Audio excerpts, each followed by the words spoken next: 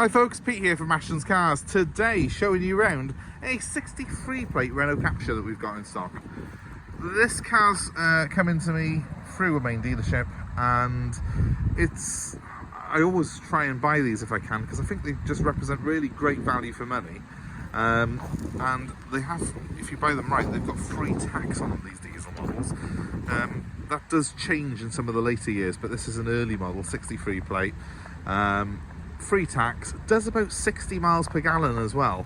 So considering it's a little mini sort of SUV style vehicle, it's just fantastically cheap to run around in. So we do very well with these. We sell quite a few of them. This one's finished in a sort of burnt orange metallic, which I think looks fantastic. It's got the pretty stylish looking diamond cut alloy wheels, which are quite cool.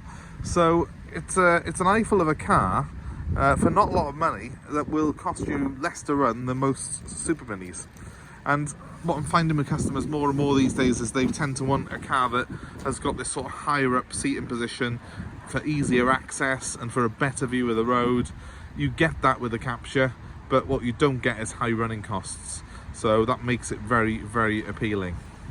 Now, those diamond cut wheels, as cool and stylish as they are, do suffer always with a little bit of corrosion on them from the salt that we put on our roads here in the UK.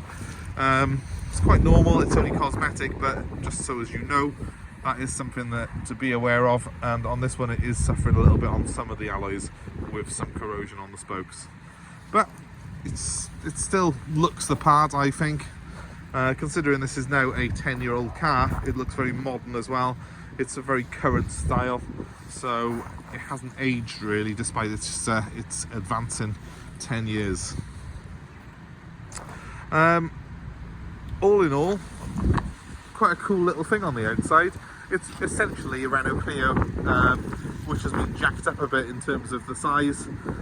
So it's a bit higher, but it's about the same length and about the same width as a Renault Clio. So it's easy to park, easy to manoeuvre. You're not going to sort of find it very unwieldy when you're driving it, but what you do get is a better view of the road in the Captur because of the higher seating position. So we'll take a look at the accommodation that it offers very quickly, starting at the rear.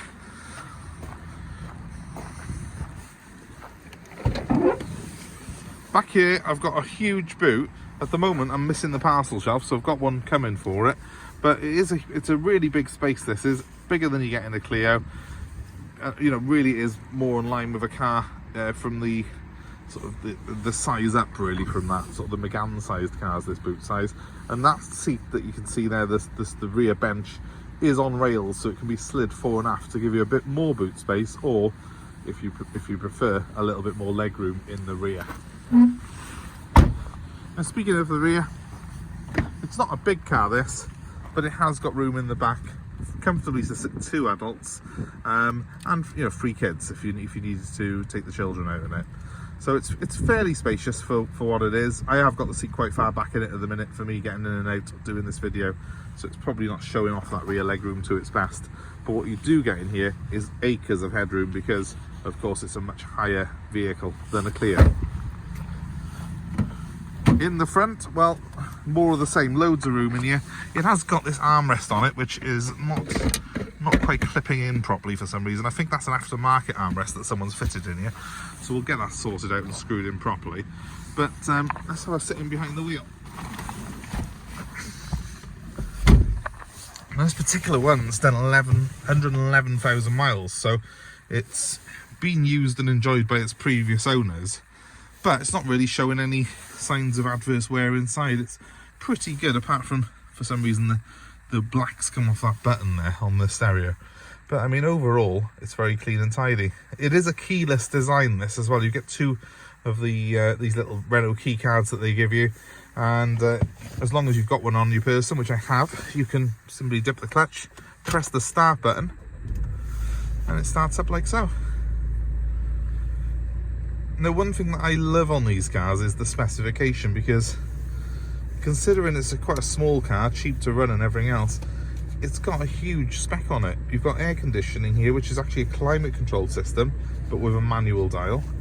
Decent stereo system on it as well. You have got USB for your music, as well as a handy little aux socket there as well. And if you go on the home menu on here, you can see I've even got things like sat nav. Put the map up now so you can see us actually. I think if we do that one there, let's find out. There we go. Proper colour screen sat nav, which is really good. You don't expect things of that sort of ilk on a car of this type, really. I don't feel anyway. And having things like the phone setup, Bluetooth streaming, and full satellite navigation on a car like this really is pretty outstanding in terms of specification that it's got, especially when you consider it's 10 years old. But it's quite easy to navigate this system as well. It's quite a nice screen, and it's a decent size as well, especially for a smaller car. We've got a nice clear display here as well with a digital speedo in the middle there. I quite like that digital speedo as well. It's very, very handy. It's currently saying one of my keycard batteries is low, but if I get rid of that warning message, it'll also tell me mileage and fuel consumption averaging 54.6. That's fantastic, because bear in mind it's been sat on the yard with the engine idling while I've been doing videos and photos and stuff, so it's actually getting 60 on a run.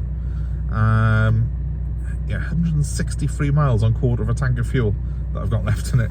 It's just amazing on fuel. If you want something that's got this sort of higher seating position but you want to be low running costs, this is the one to have. Other little toys, well, I've got cruise control. Again, not something that you expect on a small car, but this has got it. And I do like the fact that they've done a lot of the trim, including the inside of the steering wheel, in this sort of piano black. I think that looks very, very stylish, and you know, it's a nice sort of finish on this car. The materials actually do feel really good quality on it. Even the sort of large expanses of plastic like this, they've got a sort of textured feel to them. So it does feel like quite a well built, and like the materials have been, you know, chosen for their quality, not just to keep the costs down. Considering, as I say, I keep coming back to the price point, this is a car that's a bit of a budget vehicle really. In Renault's range, they've certainly made a huge effort to get it looking stylish and feeling a certain way. I've got a nice big cubby by here as well, and yeah, just a pleasant place to be with great view out. All in all, the Captur is just a great little car if you want something that's economical, that's going to be cheap to buy and run, and that's family friendly.